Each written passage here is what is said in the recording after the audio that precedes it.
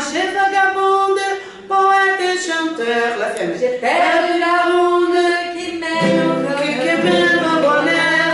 Moi j'ai comme un rond. Est-ce que ça c'est possible que les Français puissent aussi chanter en portugais? Oh, si, c'est facile. Les hommes et la fille.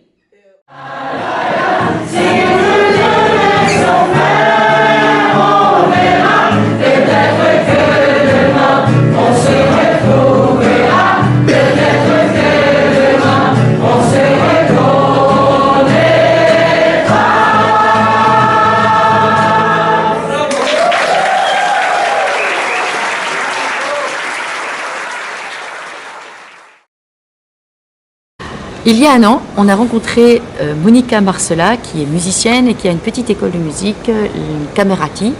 Et donc, en se rencontrant, on a imaginé un projet. Et là, on est vraiment très très heureux parce que ce projet a fonctionné. Le projet était de faire venir la chorale de la Goutte d'Or pour rencontrer des chanteurs de sa chorale à elle, de mélanger nos programmes français, typiquement français, et typiquement brésiliens. L'échange a été formidable. Les Français ont chanté en brésilien, en portugais, et bien sûr, les Brésiliens ont chanté en français.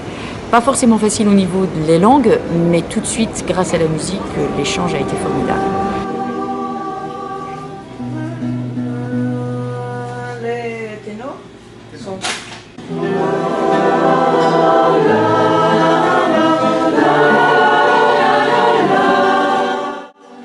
Alors à chaque fois qu'on fait un projet comme ça, c'est toujours une aventure parce qu'on ne sait absolument pas comment ça va fonctionner. On arrive, on a une idée dans la tête et puis voilà, on fait les choses et les adultes se sont très bien entendus. Déjà au niveau du groupe français, il y a une entente parfaite. Et puis avec la rencontre avec les Brésiliens, bon, voilà, ça s'est vraiment passé d'une manière extraordinaire.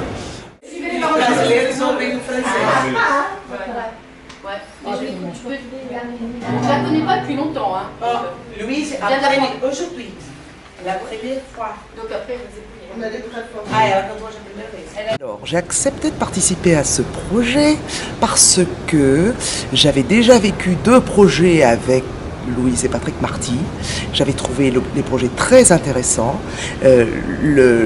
Le but et les principes qui tournent autour de ce projet m'intéressent fortement, dans le sens où il y a vraiment une envie je dirais, d'aller chanter avec les autres, d'aider quelqu'un.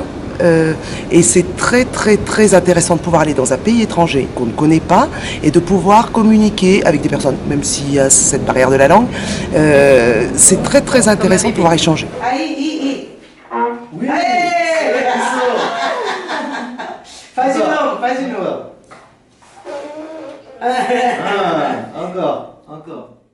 Alors donc, quand on fait un projet comme ça avec des adultes, l'idée c'est, pour que la rencontre fonctionne parfaitement,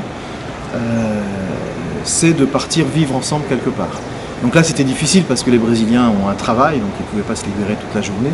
Donc avec Monica on a décidé de partir au bord de la mer, à Santos, au moins un week-end.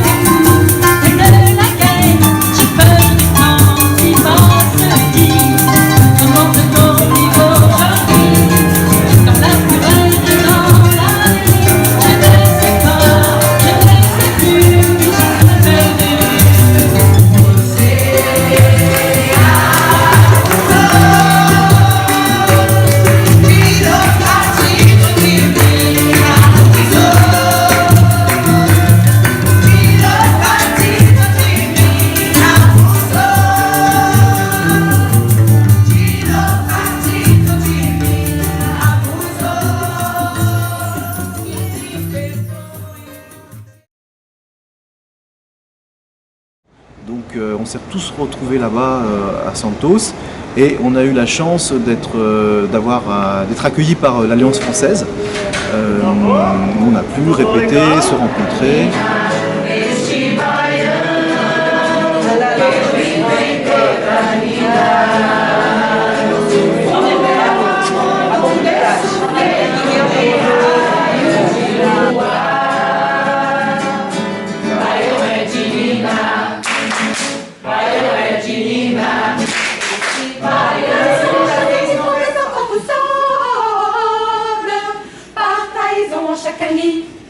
Génial, super. Aki, exactement la même chose. Les ténors sont... Et organiser un concert à la Pinacothèque de Santos, où là ça a été un moment assez extraordinaire puisqu'on a vu l'accueil du public auquel on ne s'attendait pas, et un accueil avec beaucoup d'enthousiasme et beaucoup d'émotions. On a vu des gens pleurer.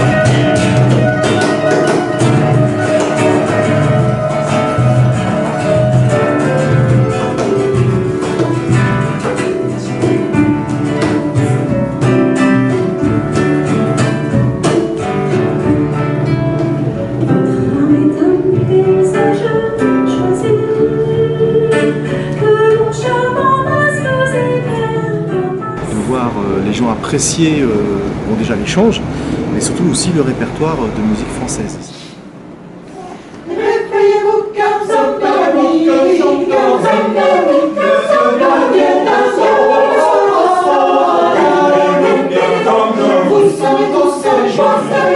Un ensemble d'œuvres bien différentes, puisqu'il y a eu Les Oiseaux de Clément Channequin, il y a eu le Cantique de Racine de Gabriel Fauré.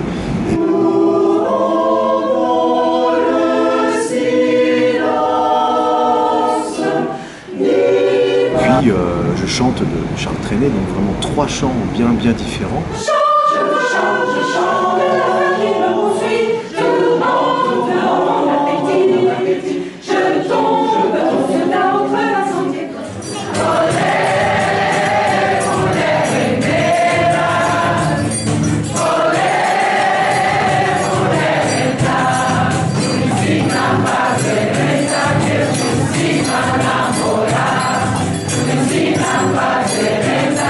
Ensina a namorar.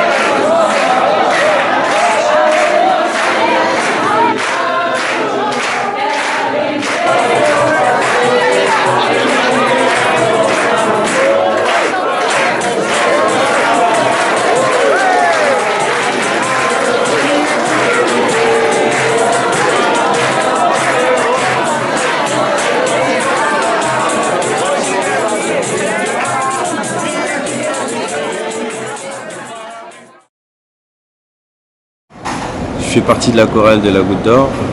Je suis notamment aussi musicien de la trompette. Et on a fait une démonstration avec Patrick au lycée Pasteur. Les enfants ont adoré. C'était chaleureux.